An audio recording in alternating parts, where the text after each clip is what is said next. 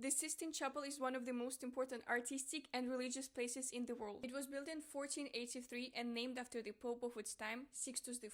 That's the chapel used for special ceremonies, including the elections of new popes. We all know it for the Michelangelo masterpieces, but even before he painted them, the chapel was already beautifully decorated. This was done by four famous Renaissance masters: Sandro Botticelli, Domenico Ghirlandaio, Pietro Perugino, and Cosimo Raselli. Together they created 18 artworks. This is how the chapel looked before Michelangelo.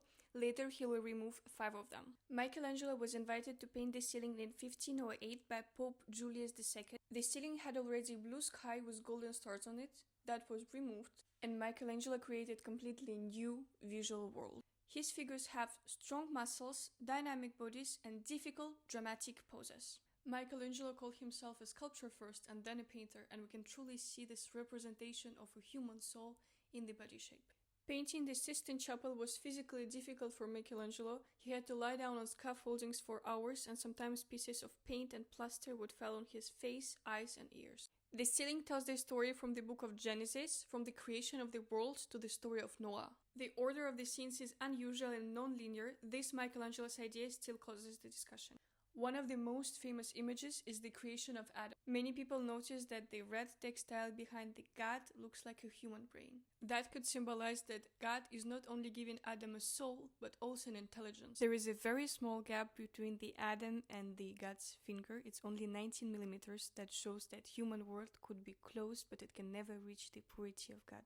There's also depicted the story of Jonah. You know that he spent 3 days inside a big fish, and he's not depicted here with a whale, because whale is actually a mistake in the translation of a book. Around the main stories, there are a lot of young nude men. They're called inudi. They're sort of connecting the images one with another. There are different theories of who are they. One of the most popular one is that they are the angels. If you will look closely, you will see that above almost each triangle there are this white bull's hat. Again, the ideas are different, but it could represent the danger or evil or even the devil. On the human eye level in the chapel, you can also see large painted curtains. They were also made before Michelangelo.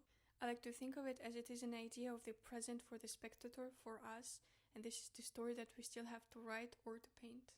But of course, the Sistine Chapel has another masterpiece of Michelangelo, the Last Judgment. I will continue in the part 2.